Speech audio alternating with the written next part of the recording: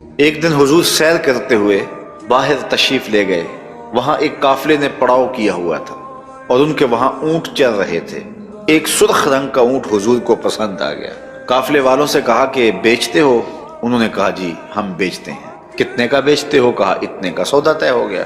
حضور فرمایا میں تاجرانہ غرض سے تو آیا نہیں تھا، میں تو سیر کے لیے آیا، یہاں تمہارا اونٹ مجھے پسند آ گیا تو میں اس کا خریدار بن گیا، میں اپنے شہر میں جا کر اس کی قیمت تمہیں بھیج دوں گا۔ اونٹ پکڑا اور حضور سوئے مدینہ چل دیے۔ جب تک حضور دکھائی دیتے رہے وہ حضور کو دیکھتے رہے۔ جب نظروں سے اوجھل ہو گئے تو دل پہ ہاتھ رکھ کے کھڑے ہو گئے۔ تھوڑی دیر کے بعد جب سکتے سے باہر آئے تو ایک دوسرے سے پوچھنے لگے کہ ایک شخص آیا اور وہ تم سے اونٹ لے گیا، تم نے نہ اس کا پتہ پوچھا، نہ کوئی اس نے ضامن دیا، اور نہ تم میں سے اسے کوئی جانتا ہے۔ یار سب کی عقل پہ پردہ آ گیا، کسی نے اس کا پتہ پوچھ لیا ہوتا۔ ایک بولا یار جب وہ بات کرتا تھا اس کے منہ سے پھول جھڑتے تھے۔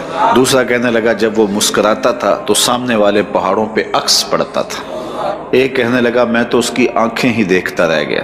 کہا جو بھی ہوا تم اس کے حسن میں کھو گئے اور وہ اپنے حسن کا جادو جگا کے قیمتی اونٹ ہتھیا کے لے گیا۔ تو جب انہوں نے یہ بات کہی تو امام زرقانی لکھتے ہیں کہ اب تک خاموش بیٹھی قافلے کے سردار کی بیوی نے خیمے کا پردہ سرکایا اور ان سے مخاطب ہو کے کہا خبردار اس کے خلاف کوئی بات کی، اللہ کی قسم میں نے ایسا شخص دیکھا ہے کہ جس کا چہرہ چاند کا ٹکڑا ہے، خبردار اس کے خلاف کوئی بات کی، اس کی ضمانت میں دیتی ہوں، اگر وہ قیمت نہ دینے آیا تو قیمت مجھ سے وصول کر لینا۔ انہوں نے کہا اچھا تو اسے جانتی ہے؟ کہا واللہ میں بھی اسے نہیں جانتی۔ تو کہا پھر ضمانت کس بات کی دے رہی ہے؟ کہا جب تم سودا کر رہے تھے میں نے خیمے کی اوٹ سے اس کا چہرہ دیکھا تھا، اور جس کا چہرہ اتنا سونا ہو وہ جھوٹ بول ہی نہیں سکتا۔ کچھ دیر گزری، حضور علیہ السلام کے فرستادہ اشخاص حاضر خدمت ہو گئے۔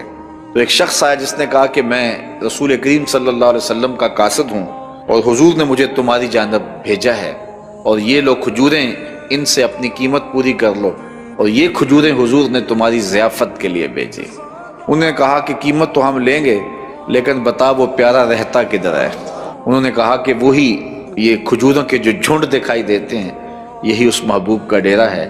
امام زرقانی لکھتے ہیں کہ سارا قافلہ اٹھا اور حضور کے قدموں میں جا کے بیٹھ گیا۔ سب نے اسلام کی دولت حاصل کی تو حضور کا چہرہ ہی اتنا خوبصورت تھا کہ جو دیکھتا تو پھر دیکھتا ہی رہ جاتا۔